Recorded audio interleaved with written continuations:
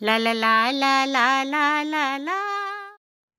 दुनिया भर में देखो जानवरों का डंका बाजे, सभी देशों के तख्तों पर बस जानवर ही साजे। देखो जानवर ही साजे भैया, जानवर ही साजे।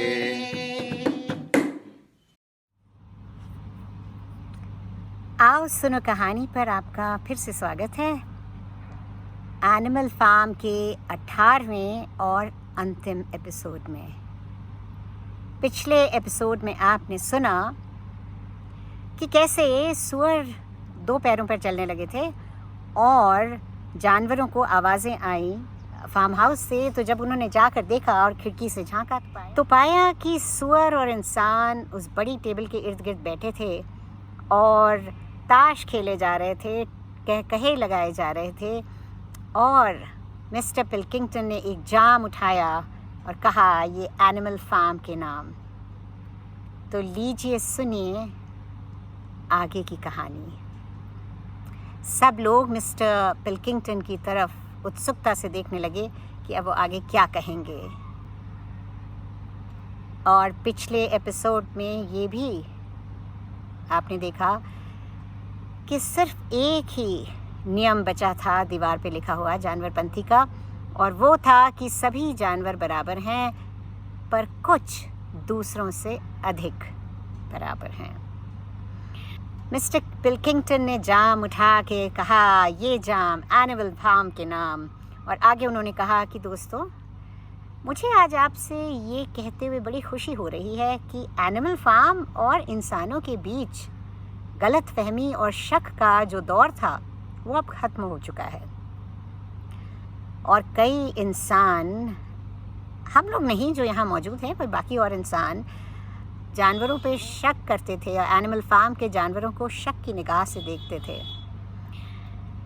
पर ये सब पुरानी बातें हैं। अफवाहें भी उड़ाई गईं और दुर्घटनाएं भी हुईं, पर अब ये सब बीत चुका है।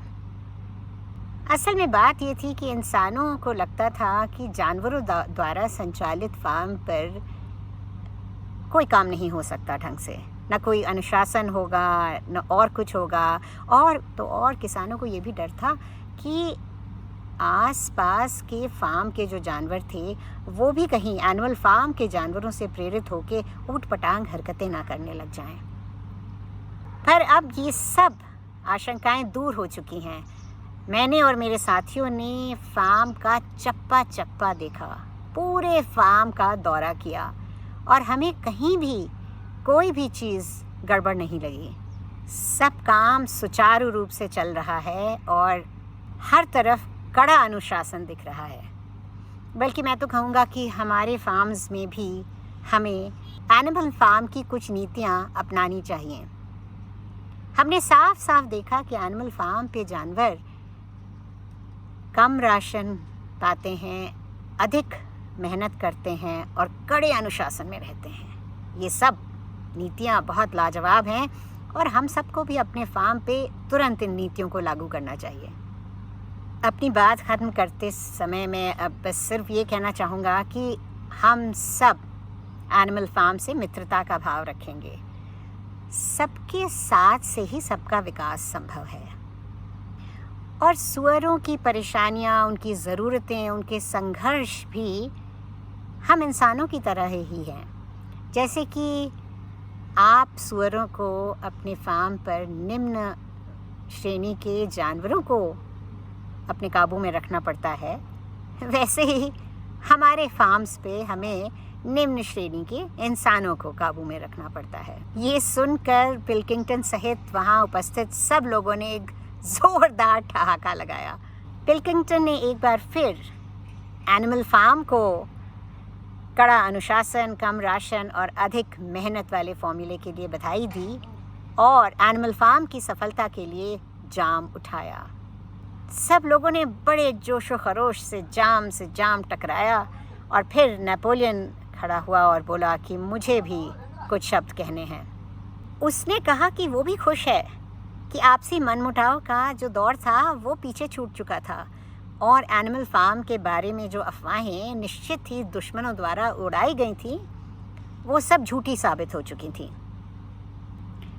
एनिमल फार्म अपने पड़ोसियों से मित्रता का भाव रखना चाहता था और मैत्री बनाए रखना चाहता था, और उसने कहा कि एनिमल फार्म एक कोऑपरेटिव है और इस फार्म की टाइटल डीड्स हम सुअरों के पास हैं।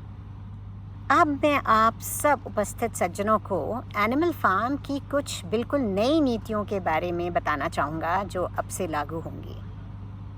पहली बात ये कि आज तक जानवर जो एक दूसरे को कॉमरेड कह के संबोधित करते आए थे वो बिल्कुल बंद कर दिया जाएगा।